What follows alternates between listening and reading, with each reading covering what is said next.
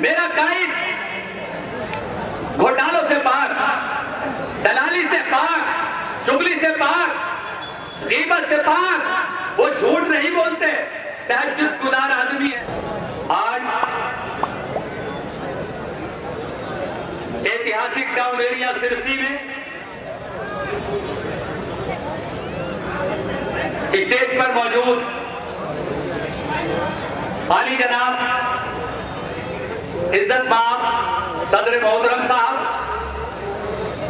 लखनऊ से तशरीफ लाए हुए आली जनाब इज्जत माब शमीम अहमद तुर्की एडवोकेट साहब, मुख्य महासचिव MIM पार्टी उत्तर प्रदेश।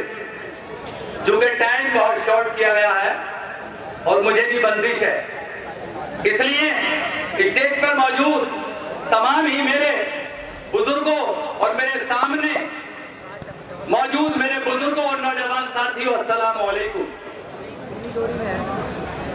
ये सामने जो स्टेज के सामने जो गेट है, जो रोड से मेन गेट है, मैं गुजारिश करूंगा जो हमारे पुलिसकर्मी सामने लगे हुए हैं वो जनता को डिस्टर्ब कर रहे हैं, सामने के गेट से आने दें, क्योंकि पीछे के गेट पर पुलिस किसी को नहीं आने दे रही है।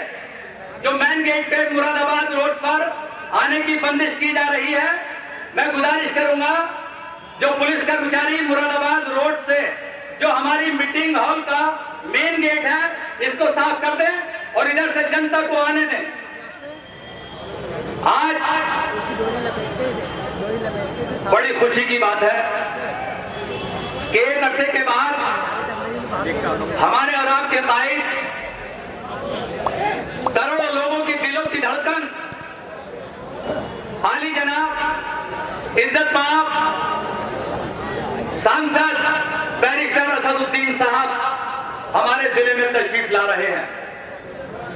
चूंकि वक्त बहुत कम है और बहुत जल्द बैरिस्टर साहब आपके सामने जल बगर होने वाले हैं, इसलिए मैं अपने मेन टारगेट पर आ जाता हूं। आज यूपी के अंदर इसमें कोई शक नहीं कि ऑल इंडिया मजलिस इत्तेहादुल मुस्लिमीन ने दीगर पार्टियों की नींद उड़ा रखी है, उनके हौसलों को पस्त कर रखा है, क्योंकि मेरा लीडर, मेरा और आपका कायद बैरिस्टर ना तो किसी घोटाले में है, ना वो दलाली करते हैं, ना उनको कोई खरीद सकता है। क्यों कि हिंदुस्तान की सरकार को काफी टाइम पहले मेरे बैरिस्टर के अजदाद ने 50 कुंटल सोना इस सरकार को दान में दिया, तो क्या उसको कोई खरीद सकता है? चाहे बीजेपी हो या कोई और दल हो, किसी की हिम्मत नहीं जो उसको खरीद ले। लेकिन मुखालिफ पार्टियों को चूंकि मेरा कायद घोटालों से पार, दलाली से पार, चुगली से पार, गीबत से पार, वो झूठ नहीं बोलते, तहज्जुद गुजार आदमी है।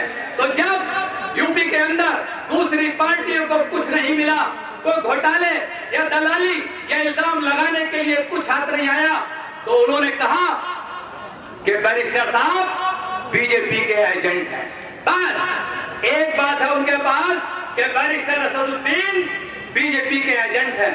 सिर्फ 10 मिनट आपके लूंगा और फैसला आपको करना है कि क्या बैरिस्टर असदुद्दीन ओवैसी बीजेपी के एजेंट हैं या आपके नाम नेहाद के मसीहा, नाम नेहाद के आपके लीडर, जिनको आप 35 साल से अपनी जिंदगी वक्फ कर चुके हैं, वो हैं। आप अगर एक तरफ देखें तो चाहे वो मथुरा में दलित महिला, दलित लड़की के साथ बलात्कार का केस हो, चाहे वो बिल्किस की अस्मत लूटने का केस हो, आवाज उठाने का काम, गला फाड़ने का काम मेरा ही लीडर असदुद्दीन ओवैसी करता है। चाहे वो डीएम के ऑफिस में तैनात राबिया सैफी हो, जिसकी अस्मत लूटकर बहुत बेदर्दी के साथ उसका कत्ल कर दिया गया, उसकी आवाज MIM पार्टी और मेरे लीडर के अलावा किसी ने नहीं उठाई। यही नहीं,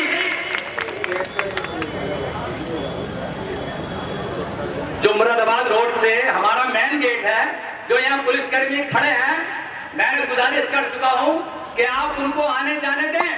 पीछे का गेट बिल्कुल बंद है, जनता कैसे आएगी? आप लोग जानबूझकर परेशान कर रहे हैं। जो मेन गेट पे पुलिस खड़ी है, अगर उनको माइक से यकीन नहीं आ रहा तो एक कर्मचारी मंच के करीब आए और जिम्मेदारान से बात करे। न आने दे रहे हैं, न जाने दे रहे हैं। मैं इस बार गुजारिश करूंगा अपने जिम्मेदार से कि वो हमारा कोई जिम्मेदार मेन गेट पे पहुंचे और जो पुलिस ड्यूटी पर है उनको बताया कि वो गेट छोड़ दें।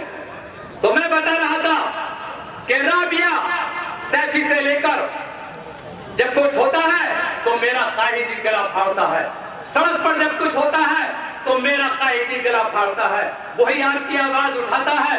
जब आपको हिंदुस्तान से निकालने की बात की जाती है और सीएए और एनआरसी कानून को लादा जाता है गलत तरीके से, तो पार्लियामेंट में आपका यही लीडर आवाज उठाता है और आपके खिलाफ जो बिल पास है उस बिल को हिंदुस्तान में किसी की हिम्मत नहीं हुई, आपका यही कायद जिसको कुछ लोग बीजेपी का एजेंट कहते हैं, यही पार्लियामेंट में फाड़ता है।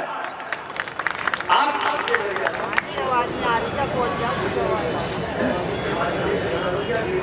अच्छा, जो जनता रोड की तरफ जा रही है, मेरी गुजारिश है कि वो 2 मिनट रुकें। पुलिस के जिम्मेदारान से बात हो रही है, जल्दी गेट खुल जाएगा। आप पीछे लौट आए 2 मिनट के लिए। तो मैं बता रहा था कि पार्लियामेंट में बिल फाड़ने की हिम्मत आपके इस लीडर के अलावा किसी की नहीं हुई। हाँ, अगर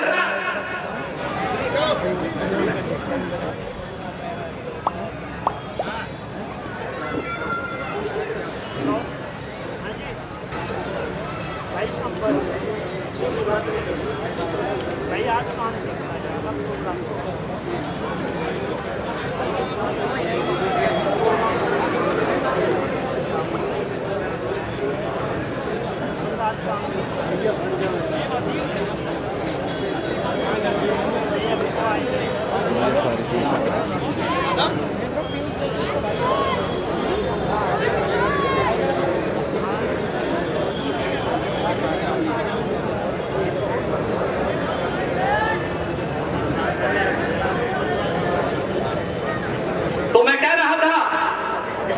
पार्लियामेंट में जब एनआरसी का बिल फाड़ने का नंबर आता है तो 23 मुसलमान एमपी जो अपने आप को मुसलमानों का झूठा मसीहा बताते हैं, वो भी पार्लियामेंट में मौजूद थे, लेकिन किसी एक की हिम्मत नहीं पड़ी कि जो एनआरसी का बिल फाड़ता वो मेरे कायद ने फाड़ा।